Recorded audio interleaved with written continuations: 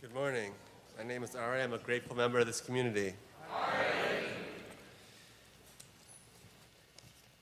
The Ashamnu Confessional is a list of 24 or more words depending on its use and format.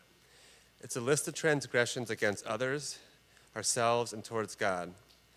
Versions of it can be used throughout the lives of members of the Jewish community, such as in prayer, near death, before one's wedding, during the high holidays, and specifically during the Yom Kippur services.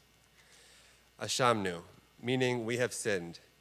We beat our chest with our closed fist over our hearts and enumerate our communal regrets and transgressions from the previous year. We, not I. Us, not me. The community is integral in this prayer.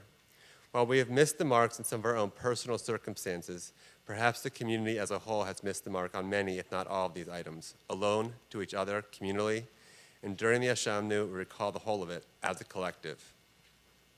When I first came to Narcotics Anonymous, I was given a pamphlet that is part of their basic text titled, Am I an Addict? It's a list of questions designed to prompt a troubled soul to consider if they themselves are an addict. Some of the questions contained are, do I ever use alone? Have you ever stolen drugs or stolen to obtain drugs? Have you ever lied about what and how much you use?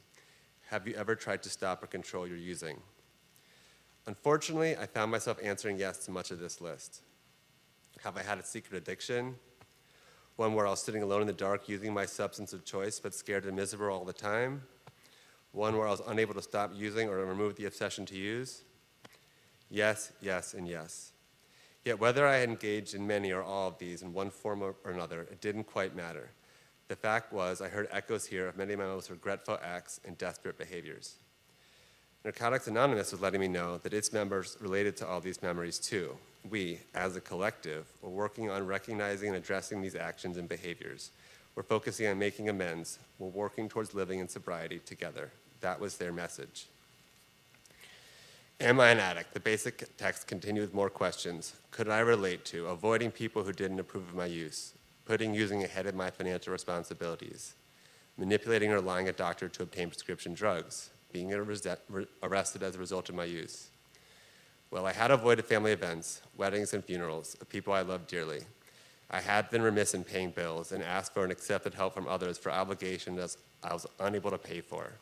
And yet I had scrambled around desperately scheming for money, not to pay those bills, but to use my substance of choice for yet another, just one more day. I could beat my chest and list plenty more of these descriptions, and that made me one of us, both in my faults and in my desperate eagerness to live a clean life, treating my fellows and the world around me differently, and being a productive member of the society. The same with the Ashamnu. We, as a community of souls, have taken part in many or all of these ugly acts. Soon we'll speak them all together, but for now, just a few of the highlights. Yatsarnu Ra, we have given harmful advice. Sa'arnu, we have turned away from God's Torah. Sa'arnu, we have caused our friends grief. Sa'arnu, we have caused our friends grief. Kishinu Oref, we have been stiff-necked, refusing to admit that our suffering is caused by our own sins.